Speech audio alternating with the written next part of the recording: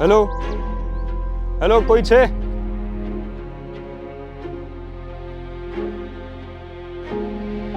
અરે ક્યાં ગયા બધા? અરે હું આવી ગયો યાર.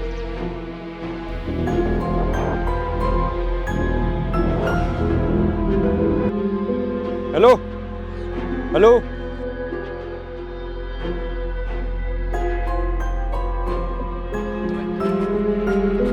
હેલો, ક્યાં છો યાર? કેમ દેખાતા નથી?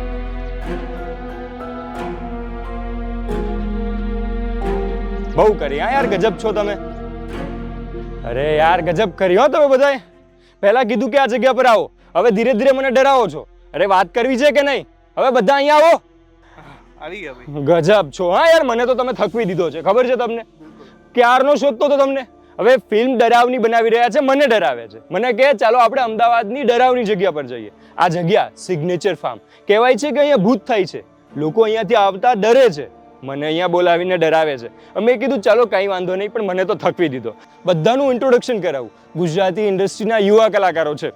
મારી જમણી બાજુ હાર્દિક શાસ્ત્રી, એમની બાજુમાં દધીચી ઠાકર, પાર્થ મધુકૃષ્ણ, અને એમની બાજુમાં છે આ ફિલ્મના ડિરેક્ટર ઋષભ થાનકી. નમસ્કાર. તો આખી ટીમની સાથેની તમારી ઓળખાણ થઈ ગઈ હોય તો આ જગ્યાની પણ તમને ઓળખાણ કરાવું. આજે જમાવટના માધ્યમથી અમને પણ અહીંયા આવવાનો અવસર મળ્યો. કારખાનું એ એવી ફિલ્મ છે કે જે હોરર પણ છે, પણ સાથે સાથે સ્માર્ટ પણ છે, કોમેડી પણ છે. એટલે આજે અમે ક્યાંક ને ક્યાંક આવી જગ્યાઓને એક્સપ્લોર કરી રહ્યા છીએ. એટલે જગ્યા પણ ડરાવની, અને જે વાર્તા છે એ પણ ડરાવની છે. સ્માર્ટ હોરર કોમેડી ફિલ્મ કારખાનું. તો હવે વાતની સાથે જોડીએ અને વાતને આગળ વધારીએ. તો હાર્દિક શાસ્ત્રીને પૂછવા માંગીશ કે આ ફિલ્મમાં તમારી આ પહેલી ફિલ્મ રહી છે, તો થિયેટરનો અત્યાર સુધી અનુભવ લઈને આવીને હવે આ ફિલ્મમાં તમે પહેલો પ્રવેશ કર્યો છે. ફિલ્મ વિશે જણાવો, કેવું લાગ્યું તમને ફિલ્મમાં કામ કરીને? ફિલ્મ એકદમ મજાની છે. એટલા માટે મજાની કહું છું કારણ કે ગુજરાતી ફિલ્મ ઇન્ડસ્ટ્રીમાં આજ સુધી મેં જેટલી પણ મૂવીઝ જોઈ છે એ બધી જ અલગ રહેલી છે. This topic is totally different. Right. મને મારું પહેલું મૂવી જે કરવા મળ્યું, મને એમ હતું કે હું આવા મૂવી કરું, પણ આઈ એમ બ્લેસ્ડ કે મને આવું હટકે મૂવી કરવા મળ્યું. અરે વાહ, સો યસ, આ મારો અનુભવ છે મૂવી સાથે. બહુ સારી વાત છે. એમની સાથે જ આ ફિલ્મમાં જે છે એમની હું વાત કરું. આપને કેવું લાગ્યું આ ફિલ્મમાં વાત કરીને? તમારી માટે આ અનુભવ કેવો રહ્યો? ખૂબ સરસ. એટલે ગુજરાતી ફિલ્મનું વાતાવરણ જે અત્યારે જોઈએ છે, જે અલગ અલગ પ્રકારના યુવાનો અને નવી પેઢી જે રીતે પ્રવેશી છે, એના કરતાં તદ્દન વિપરીત. અને આખું સેટનું વાતાવરણ એટલું સરસ, સંગીતથી શરૂ કરીને કલાકારો સાથેની રજૂઆત, એટલે બહુ આનંદ આવે, એમ મજા પડી. ખૂબ સરસ વાત છે. તો પણ એ પણ સમજવું છે કે શું આ એક ફ્લોમાં જઈ રહી છે? પહેલા ગુજરાતીના જે ઇન્ડસ્ટ્રી હતી એમાં એક કોમેડી મૂવીનો એક દોર ચાલતો હતો, તો બધા કોમેડી બનાવતા હતા. કોલેજનો દોર ચાલતો હતો, કોલેજ. તો હમણાંથી જોતા આવીએ છીએ કે ભૂતોના ફિલ્મો થઈ રહ્યા છે. તો શું આ એ ફ્લોને ફોલો કરીને આ ફિલ્મો ચાલી રહી છે? યશભાઈ, હું એવું કહીશ કે ના, આ બિલકુલ ખોટી વાત છે. બિકોઝ જે હમણાં રિસેન્ટલી એક બે ફિલ્મો આવી છે, અમારી ફિલ્મ ઘણા ટાઈમ પહેલાથી બની ચૂકી છે, અને અમે ક્યાંક ને ક્યાંક અલગ રીતે બહુ જ ધૈર્યપૂર્વક અને બહુ જ બારીકાઈથી અમે એની ફિલ્મ બનાવી રહ્યા હતા. એટલે ક્યાંક ને ક્યાંક અમારો સમય વધારે લાગ્યો છે. ગુજરાતી ફિલ્મ ઇન્ડસ્ટ્રીને આ ફિલ્મથી ઘણું બધું નવું શીખવા મળશે. ઇન્ડસ્ટ્રી માટે બહુ મોટી વાત એટલી છે કે કારણ કે આમાં બહુ બધી ઇન્ડસ્ટ્રીને સરપ્રાઇઝીસ મળશે. ગુજરાતી ઇન્ડસ્ટ્રી માટે આ એક સરપ્રાઇઝિંગ ફિલ્મ છે કે આવી રીતે પણ ફિલ્મ બની શકે, અને સાથે સાથે ઓડિયન્સ માટે તો ખરું જ. અને બીજું એક વસ્તુ જે મારે કહેવી છે કે અમારી જેટલા પણ પ્રમોશનલ વિડીયોઝ કે જે પણ ઇન્ટરવ્યુઝ ને બધું થઈ રહ્યું છે, તો આ કેવું છે, ઓલું ભારત પાકિસ્તાનની મેચ હોય ને, અને એમાં પહેલેથી ખબર પડી જાય કે આપણે જીતવાના છે, તો એ રોમાંચ જતો રહે. તમે ગમે એટલા ઇન્ટરવ્યુ અમારા જોઈ લેશો, અને તમે પછી જયારે ફિલ્મ જોશો ને ત્યારે તમને ખબર પડશે કે બાપરે, આ આવી રસાકસી વાળી ફિલ્મ, જે તમે ટ્રેલર, ટીઝર જે પણ જોશો એમાં તમને બિલકુલ ખ્યાલ નહીં આવે કે આખી ઘટના શું હશે. અને ફિલ્મની સ્ક્રિપ્ટ અને ફિલ્મનું જે વાર્તા છે એકચ્યુઅલ, એ આખી અલગ જ નીકળવાની છે. એટલે હું એવું કહીશ કે ટીઝર, ટ્રેલર જે છે ને, એ તો માત્ર 10% કે 20% છે. ઓરિજિનલ આખી વસ્તુ અલગ જ છે. વાત તો સાચી છે. ટ્રીઝર ઉપરથી આપણે એટલું તો જજ કર્યું ને એટલું સાંભળવા પણ મળ્યું કે આ તો સપાટી છે. તો આ એક ચેલેન્જિંગ, કંઈક યુનિક એવી વાર્તા છે. તો વાર્તાને ખરેખર પડદા ઉપર ઉતારવા ડિરેક્ટરને કંઈક તકલીફ પડી હશે, કંઈક પડકારો આવ્યા હશે. તો ડિરેક્ટર સાથે વાત કરીએ કે આ ફિલ્મ કંઈક અલગ બનાવવા જઈ રહ્યા છો તમે, તો તમને કેવા પડકારો સામનો કરવો પડ્યો? ફર્સ્ટ ઓફ ઓલ તો આ જે સ્ક્રિપ્ટ હતી, તો સૌથી પહેલા writing was the biggest challenge કે Right. તમે આ ટાઈપનો કોન્સેપ્ટની હજી સુધી કોઈ ફિલ્મ આવી નથી, તો આવી ફિલ્મને પહેલા તો લખવી અને કઈ રીતે લખવી કે જેના લીધે કે ક્યાંય બી એક મોમેન્ટ બી એવી ના આવે કે જેમાં ઓડિયન્સને બોર્ડમ ફીલ થાય. Right. તો એ એક બહુ મોટો ચેલેન્જ હતો લખવાનો. એ ઓવરકમ થયા પછી આ ફિલ્મને પડદા પર લાવવા માટે થઈને ઇન બિટવીન જેટલી બી પ્રોસેસ હતી, બીકોઝ આ ફિલ્મમાં અત્યારે હું બોલી નહીં શકું, નહીંતર ફિલ્મની મજા વિખરાઈ જશે, એટલે હું અમુક વસ્તુ રિવીલ નથી કરી શકતો. બટ આ ફિલ્મની અંદર જે રીતે આનું શૂટિંગ થયું છે, આ ફિલ્મ લગભગ આવી ફિલ્મ અમે જેટલી બી આમાં એસોસિએટેડ જેટલા બી લોકો છે, ટેકનિશિયન્સ છે, અમુક લોકો બહુ જ 20 વર્ષ 25 વર્ષથી આ ઇન્ડસ્ટ્રીમાં કામ કરી રહ્યા છે, બધાનું કહેવાનું માત્ર એક જ હતું કે અમારા કરિયરમાં અમે આટલી હાર્ડ ફિલ્મ હજી સુધી નથી એક્સપિરિયન્સ કરી, કારણ કે બધાને એનું 100% આપવું પડતું હતું.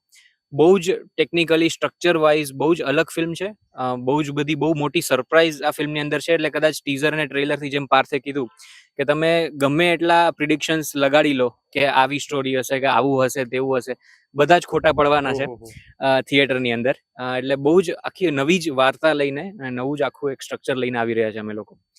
સો યસ.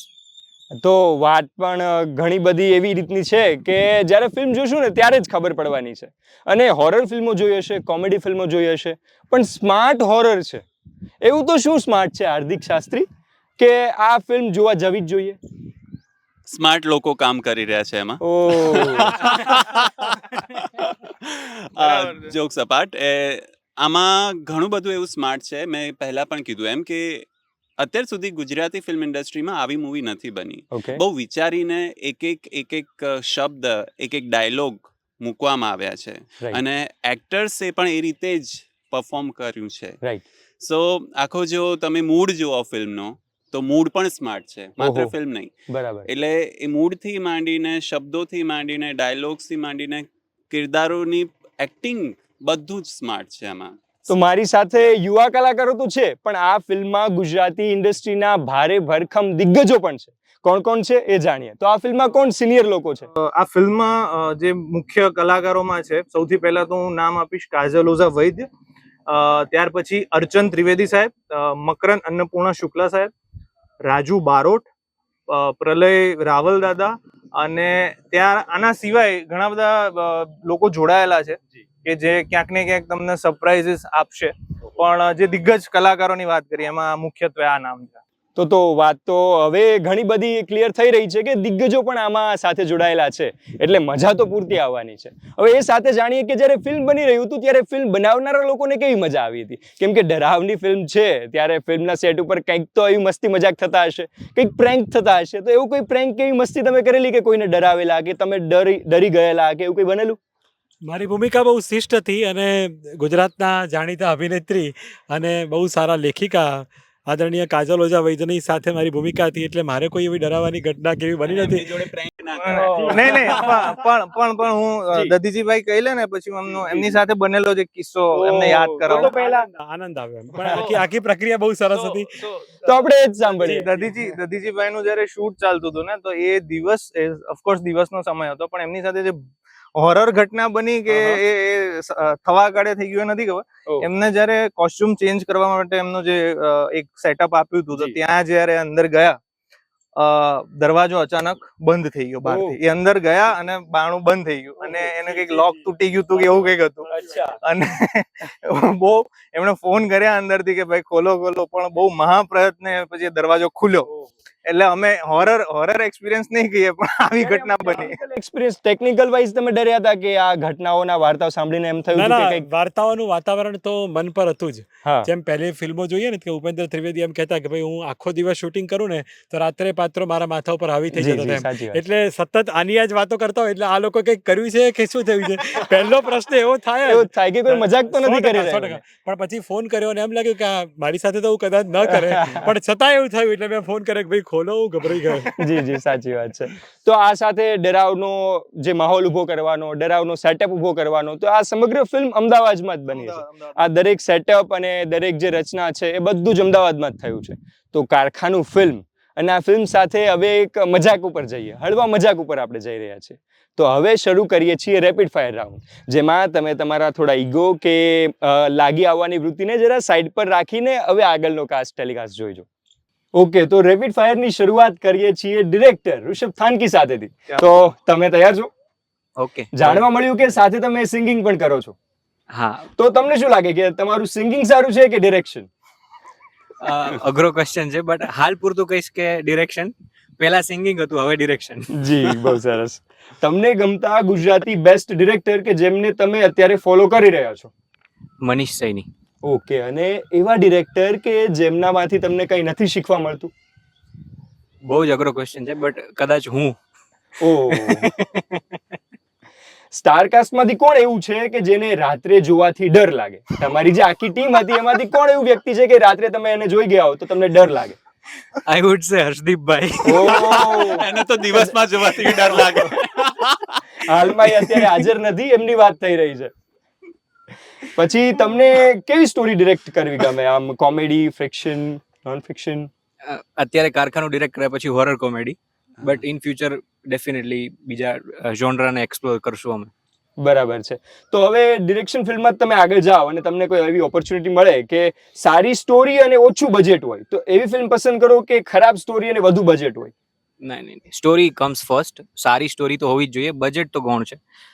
સ્ટોરી સારી હશે તો બજેટ થઈ જશે. ક્યાં વાત, બહુ સરસ. તો હવે રેપિડ ફાયરનો આગળ આપણે જઈ રહ્યા છીએ હાર્દિક શાસ્ત્રી પાસે. તો હાર્દિક શાસ્ત્રી, ચૂઝ એની વન, થિયેટર ઓર ફિલ્મ? ફિલ્મ. ઓ, હાર્દિક શાસ્ત્રી પોતાની છાતી ઉપર કોઈ ગુજરાતી હિરોઈનનું ટેટુ બનાવે તો એ એક્ટ્રેસ, એ ગુજરાતી હિરોઈન કોણ હોય? ના બનાવું તો. જો બનાવવાનું જ હોય તો એ કોણ હોય? ના જ બનાવું. કદી ના બનાવું. અને જો ઓપ્શન આપું છું એમાંથી બનાવવાનું જ હોય તો કોણ હોય? એ શ્રદ્ધા ડાંગર, બી જાનકી બોડીવાલ, 3 નેત્રી ત્રિવેદી, 4 કિંજલ રાજપ્રિયા. જો બનાવવાનું છે કમ્પલસરી તો નેત્રીનું, because she is my friend. તો હવે કોઈ એક ડાયલોગ છે જેને તમારે અલગ અલગ ફેશિયલ એક્સપ્રેશન થી રજૂ કરવાનો છે. અચ્છા, બરાબર? એ Okay. ડાયલોગ તમે નક્કી કરી લો, એક્સપ્રેશન હું તમને આપી રહ્યો છું. ઓકે. એક્સાઇટમેન્ટ. દધીચી બહુ સુંદર છે. ત્યાં કેમેરા બરાબર, દધીચી બહુ સુંદર છે. જી, એમનો ડાયલોગ ફિક્સ થઈ ગયો છે, જી, દધીચી બહુ સુંદર છે. હવે એક્સાઇટમેન્ટ સાથે રજૂ કરશે. દધીચી બહુ સુંદર છે. અરે બહુ સુંદર છે દધીચી. બહુ. હવે ક્રેઝીનેસ. દધીચી બહુ સુંદર છે. હા હા, દધીચી સુંદર છે. એ સાથે એંગ્રી રીતે, ગુસ્સામાં. ગુસ્સામાં દધીચી બહુ સુંદર છે. સુંદર છે દધીચી. હવે થોડી શરમ ઉમેરીએ. હાય હાય, દધીચી બહુ સુંદર છે. ક્યાં વાત. ક્યાં વાત. રોમેન્ટિક પણ થઈ જાય હવે તો. દધીચી બહુ સુંદર છે. ક્યાં વાત. હાર્દિક શાસ્ત્રી માટે એકવાર તાળીઓ થઈ જાય. Thank you so much. હવે જેમના વિશે ડાયલોગ હતો, જેમની સુંદરતા, જેમના ઉપર શરમ હાર્દિક શાસ્ત્રીએ વરસાવી, એવા દધીચીભાઈ, તમે માઇક લઈ લ્યો. જી, સુંદર દધીચી ભાઈ. ધન્યવાદ. Select any one. કોઈ એક પસંદ કરવાનું છે. તમને ટેક્સ્ટિંગ કરવું ગમે કે ટોકિંગ કરવું ગમે? લખવું વધારે ગમે. લવ મેરેજ કે અરેન્જ મેરેજ? હજુ કઈ વિચાર્યું નથી, અઘરો પ્રશ્ન કર્યો તમે. Select any one. જે સરકાર આ તો અમારે પણ જાણવું છે. જે સરકાર કહે. Love marriage or arrange marriage? Arrange marriage. Arrange marriage. Alternate દિવસે નાવું ગમે કે વીકલી નાવું ગમે? Select any one. એક દિવસ રહીને એક દિવસે નાવું ગમે કે અઠવાડિયે એકવાર? ઓલ્ટરનેટ. ઓલ્ટરનેટ એટલે એ રોજ તો નાતા નથી. એમણે પસંદ કર્યો ઓપ્શન છે. વરસાદમાં ભજીયા ગમે કે વરસાદ આવતો હોય ત્યારે કોઈ સ્પેશિયલ વન ગમે? ભજીયા જ ગમે. ઓહ, ચણાનો લોટ એટલે ચણાનો લોટ. વિચાર્યું નથી સિંગલ કે અરેન્જ. ચણાનો લોટ હા. એટલે ચણાનો લોટ. તો એ સાથે એક વાત પણ છે કે જો વરસતા વરસાદમાં તમને પ્રિયજનની યાદ આવે, વરસતા વરસાદમાં તમને જો પ્રિયજનની યાદ આવે તો સમજવું કે હજી તમે જુવાન છો. બાકી જો ભજીયાની યાદ આવે તો સમજી લેવું કે હવે તમારી ઉંમર થઈ ગઈ છે. ક્યાં વાત તમે હે, યાર ક્યાં ખરા વાત છો હે. ભાઈ, આ બધું રવા બંને પેટે ગોટે જ ચડે. એ વાત પણ છે. તો હવે કોઈ કોમ્બિનેશન આપું છું. કેક પકોડા ખાશો કે vanilla ice cream with soya sauce? Pakora. Cake pakora. Cake pakora. Oh, ક્યાં વાત સાહસી છે ભાઈ. તો ફાઇનલી હવે દધીચીભાઈ ની પછી ટર્ન વધ્યો છે પાર્થભાઈ નો. તો પાર્થભાઈ, આર યુ રેડી? યસ. હવે તો મારે એ પ્રશ્ન પૂછવો છે કે કૃષ્ણ દવેના દીકરા તરીકે દીકરા હોવું એ ખૂબ જવાબદારીમાં વધારો કરે છે કે ગર્વમાં વધારો કરે છે? જવાબદારીમાં બિલકુલ વધારો કરે છે, કારણ કે આજે જ્યારે ફિલ્મ આવી રહી છે ત્યારે ક્યાંક ને ક્યાંક સોશિયલ પ્રેશર રહેવાનું મારા ઉપર કે ભાઈ આટલા સફળ કવિનો દીકરો છે અને પોતે જાતે આખી ફિલ્મ બનાવી છે મિત્રો સાથે ભેગા થઈને, તો કેવું કરશે, તો ગર્વ કરતા જવાબદારી વધારે. ડેફિનેટલી સાચી વાત છે. હવે ફર્સ્ટ ગુજરાતી સેલિબ્રિટી ક્રશ કોણ છે? ગુજરાતી સેલિબ્રિટી ક્રશ એસચ એટલે આમ તો કોઈ નથી અત્યારે, કારણ કે જ્યારે હિન્દી બોલ દો. હિન્દીમાં અત્યારે રાઈટ નાઉ મને મૃણાલ ઠાકોર બહુ ગમે છે. ઓકે, અને ગુજરાતી હજી કેમ નથી? ગુજરાતીમાં નથી એક્સપ્લોર કર્યું એટલું બધું, ઈચ્છા નથી હવે થતી. આ કઈ છુપાવી રહ્યા છે ફરી? ના ના pressure ના ના આપી. બિલકુલ નથી છુપાઈ રહ્યો. હું જો ફ્રેન્કલી મેં કીધું ને તમને, મૃણાલ ઠાકોર મને ગમે છે. ગુજરાતીમાં હજી નથી વિચાર્યું. ઓકે, તમે વિઝિટ કરેલી અમદાવાદની કે ગુજરાતની સૌથી હોરર જગ્યા કે જ્યાં તમને પણ જઈને ડર લાગ્યો હોય? સો મારું જે ફાર્મ હાઉસ છે, અમે લોકો ગયા છે જ્યાંથી મૂળ વાર્તાનો વિચાર આવેલો, ત્યાં પાછળની બાજુ છે ને એક કોક અદ્ભુત ઘર કોકે બનાવ્યું છે જે એકદમ હોન્ટેડ લાગે તમને. તો ત્યાં એકવાર અમે લોકો બધા છોકરાઓ અમે જઈ ચડ્યા હતા અને ત્યારે કંઈક પૂનમની રાત હતી. ત્યારે એકવાર થોડીક બીક લાગી હતી કે ભાઈ આ કંઈક હોન્ટેડ જગ્યા લાગે. બસ એના સિવાય ક્યાંય નહીં. બાકી ફિલ્મ દરમિયાન ક્યાંય નહીં. ફિલ્મ દરમિયાન તો ક્યાંય અમે કામમાં એટલા હતા કે ભૂત આવે તો હા ભાઈ સાઈડમાં રહેતું, એવું થતું અમને. તો હવે એમ પૂછીએ કે ભૂતને તો આવે તો તમે સાઈડમાં કરી દો, પણ જો તમે જ ભૂત હો, તમે જ ભૂત હો, તો ગુજરાતી ઇન્ડસ્ટ્રીના કયા એક્ટરને સપનામાં જઈને તમારે ડરાવવા છે?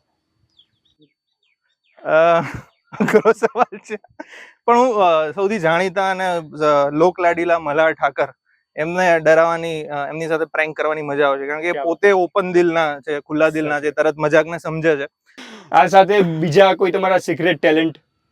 ઘણા બધા છે, બહુ બધા છે. એ ધીરે ધીરે જેમ જેમ ફિલ્મો આવશે ને નેક્સ્ટ એમ હું દેખાડતો કેમ કે અત્યાર સુધી રાઇટર તરીકે કામ કર્યું, એક્ટર તરીકે, પ્રોડક્શનમાં પણ ઘણું બધું કામ કર્યું, તો એવું હજી એક સિક્રેટ તમારું ટેલેન્ટ રિવીલ કરીએ. ગઈકાલે જ અમે એક જગ્યાએથી આવતા હતા ત્યારે મેં ઋષભભાઈને તરન્નુમ આખું ગીત સંભળાવ્યું. હવે એમને ખબર નહીં અવાજ મારો ગમ્યો છે કે નહીં, પણ એ ક્યાંક આવશે એ પણ આવશે. એવું કંઈક છે. બસ એટલે ઘણા બધા છે. મને સુથારી કામ બહુ સારું આવડે છે. મને કન્સ્ટ્રક્શનમાં મતલબ મને કોઈ પણ વસ્તુનું મેકિંગ કરવું બહુ ગમે. તો નાનપણથી જ ક્યાંક ને ક્યાંક એવું મને એ મોડલ હોય કે વિજ્ઞાનનો કોઈ પ્રયોગ હોય તો એમાં જે મોડલ્સ ને બધું બનાવવું ને એ બધું બહુ ગમે. તો એવી રીતે આ ફિલ્મ મેકિંગ પણ ક્યાંક મેકિંગનો ભાગ છે, એટલે મને એમાં બહુ જ રસ પડે છે. તો હવે વાત ફરી ફિલ્મો ઉપર લાવીએ કે તમે જોયેલી અને છેલ્લે ગમેલી ગુજરાતી ફિલ્મ કઈ? મને વેનીલા આઈસ્ક્રીમ બહુ ગમી હતી. બહુ સરસ. અને છેલ્લે જોયેલી ન ગમેલી ગુજરાતી ફિલ્મ? છેલ્લે જોયેલી ને ન ગમેલી એટલે છેલ્લે વેનીલા આઈસ્ક્રીમ જ જોઈ હતી. એના સિવાય મેં લગભગ એટલે જોઈ છે ઘણી બધી, પણ હું જાહેરમાં નામ નહીં લઈ શકું. અગેન હું એક બીજા ઇન્ટરવ્યુમાં કહીને આવ્યો છું તો એ જ ના હું ફરીથી લઈ લઈશ. ગુજરાતીમાં જે બહુ સારી સફળ છે અને મને નથી ગમી એમાંનું છે છેલ્લો દિવસ. ઓકે, સો એ મને નથી ગમી. ઓકે, તો ફાઇનલી આ થોડીક મસ્તી મજાક પછી, થોડી ફિલ્મોની વાત પછી, થોડી જગ્યાની વાત પછી હવે એ કહી દઈએ કે તમારે આ સ્માર્ટ હોરર કોમેડી ફિલ્મ જોવી હોય તો આવી રહી છે 2 ઓગસ્ટે. 2 ઓગસ્ટ ગુજરાતના તમારા ઘરના જે પણ નજીકના સિનેમાઘર છે ત્યાં આવી રહી છે કારખાનું ફિલ્મ. કારખાનુંના જેટલા પણ પ્રમોશનલ એક્ટિવિટીઝ બધી થઈ રહી છે એના માટે અમને ખાસ વર્કટ બ્રોઝનું અમારું ઇન્સ્ટાગ્રામ, યુટ્યુબ ચેનલ છે ત્યાં ફોલો કરો. ફેસબુકમાં પણ અપડેટ થઈ રહ્યું છે. અને થેન્ક યુ સો મચ યશભાઈ જમવા માટે અને દેવાંશીબેન કે જમવા માટે આટલો સુંદર આખો એક ઇન્ટરવ્યુ કર્યો અમારા માટે. અને બધા મિત્રોને ખાસ આભાર માનું છું કારણ કે પોતાના શેડ્યુલમાંથી ફ્રી થઈને આજે સમય આપી રહ્યા છે. જી, તો જેમ તમે સાંભળ્યું એમ 2 ઓગસ્ટે ફિલ્મ જોવાની છે. આ યુવા કલાકારોનો સાહસ જોવાનો છે, કેવા ડરાવે છે એ જોવાનું છે, કેવા હસાવે છે એટલું હસવાનું છે, અને ગુજરાતી ઇન્ડસ્ટ્રી તરીકે આપણે ગુજરાતી ઇન્ડસ્ટ્રીને આગળ વધારવાની છે. આ સાથે બસ રજા લઈએ છીએ. આવી જ જમાવટ કરતા રહીશું. ધન્યવાદ. નમસ્તે.